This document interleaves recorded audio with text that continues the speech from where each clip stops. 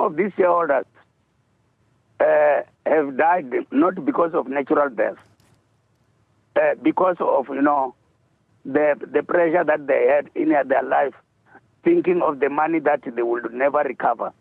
So they died before their time. Some of the shareholders have died already.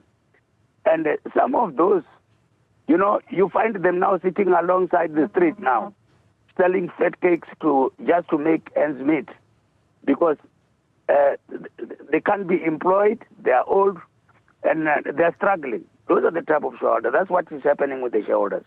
There's a saying, rob from the rich to feed the poor, or is it rob from the poor to feed the rich? It seems in this VBS bank scandal, VBS mutual fund scandal, which allegedly involves some of the top leaders of the EFF.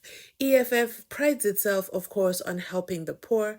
So this is why this is kind of really, really confusing. I got this comment, and it has stood out to me. I got this comment in our previous video, and the commenter says, who is the owner of Pala Pala Farm US dollars?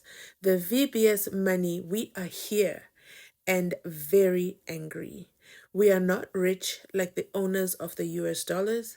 We need our rands, not dollars. And you know what? I paused to think about this comment and I said, here is a real victim, okay? Not here just to comment, not here to share an opinion. Literally, I don't care about Pala Pala US dollars that were found in the furniture. That has got nothing to do with me. Talk to me about the VBS money. Talk to me about the VBS money that we contributed to. We are still here and we are still very angry. This is a shareholder, some of the beneficiaries, some of the people who deposited their hard-earned monies, their 20 rands, their 50 rands, their 100 rands, in the belief that this would help them once they retire, once they have to take their pension. This would be their pension. And you know what? They supported a black-owned bank, only for the black-owned bank to disappear with billions of dollars lost. And still to date, there's been no recovery for the victims. However, the EFF are back again in the news because the VBS chairperson has issued out that affidavit. I'm going to go over some parts of his affidavit which honestly have not been tried in a court of law. However, it is his confession that he was able to use as a plea bargain. Another comment said, the writer of the affidavit was not alone when writing. I suspect he wrote according to their order. He is sentenced for 15 years and very soon he can be made a state witness and get released. Our CIC, do not lose focus, okay? That comment as well led me to say, okay, let me be fair, let me look at this affidavit, let me not go with the noise, okay, that is going on, as this affidavit is still trending and we're on day 3 right now. So it's 268 pages, okay, 268 pages. So I said, you know what, let's go ahead and read it. Let's read it. And I don't think that the affidavit was written under duress.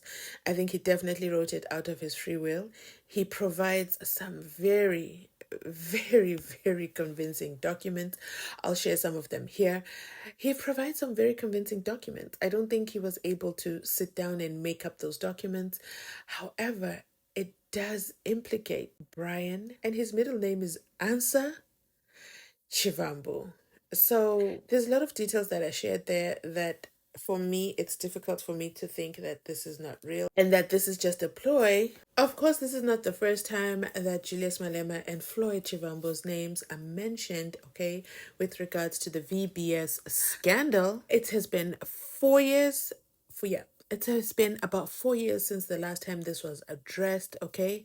I'm going to put some of those clips here, but the question I leave for you, let me know in the comment section down below, why is it that they still have not been charged? Or with the confession, written confession, with the affidavit now in hand, and the chairperson now serving his 15-year jail term, do you think that now finally there might be some charges put towards the EFF leadership, the people that were involved? Let me know in the comment section down below your thoughts. But other than that, what could possibly be holding up the NPA from charging the people named in the affidavit? Remember, the affidavit has not yet been tried in a court of law, okay? So they are all presumed innocent until proven guilty, with the exception of the chairperson who has taken it upon himself to confess, so to speak. And his confession has been taken as admissible and has been filed, okay? So let's listen into these few clips and I will be back with the rest of my commentary. VBS matter, right? I've never spoken to VBS people. The person I know in VBS and do not know that much about that person is Matodzi, the chairperson of Vele, who was introduced to me at the party of the Bavenda King, Bumpepu. So I've never had any dealings with them. This is very simple, Samgen. When a case is opened, the Hawks have got access to all our forms of communication. They can even apply Section 205, get it from the judge, go into the history of our phones. In this case, they've done, by the way, with the VBS colleagues who are arrested. Nowhere will you ever find me in any form of communication with any of the VBS people. Any form of communication in Vele, in VBS, in any of the evidence displayed by you, where they describe EFF as being strategic. No, not a single one. Now, we still stand by that position that the VBS was supposed to have been rescued because it was one of the black banks. And the VBS should have been given a full banking license. And anyone found to have violated the banking regulations should be charged and blacklisted not to practice banking anywhere in the country. Rescue a black bank, arrest the criminals, hold them accountable, recover the money, and pay the depositors. But the idea of a black bank being closed under a democratic government, under a government which never established any bank, that bank was established by the Bavenda King, existed under difficult times. Why should it be closed now? Should we just close a bank because there are criminal elements in the banks? Or for information, I don't buy from H&H, I don't buy from Pep, I don't buy from Gucci, I don't buy from Nando's, and I don't buy for that amount at Gucci. So nothing is very close to me. If you were to look at mine, in comparison to that, you'll be shocked. I've never benefited any cent from VBS. And why would I benefit from VBS in exchange for what? Okay. Keep on shifting the goalpost. Your colleague answered you. The same card has got businesses in different entities. It's not receiving money only from Sgamek. So, people are going to be arrested now, Matlatsi. Watch the space. CFOs, municipal managers, mayors, and some politicians in the ANC. I want to tell you now that if there is any municipality that can say, we put money into the VBS because Malema said we must do that, I will resign all the positions of the EFF without any hesitation. Ryan has been in constant interaction with the liquidators. They've called him several times to clarify certain things. Amongst those things was the bond, which they got for their mother. A bond that many other people, including some, by the way, in the Hawks, got the same bond from VBS. So, and they clarified those issues. They've started paying off the bond.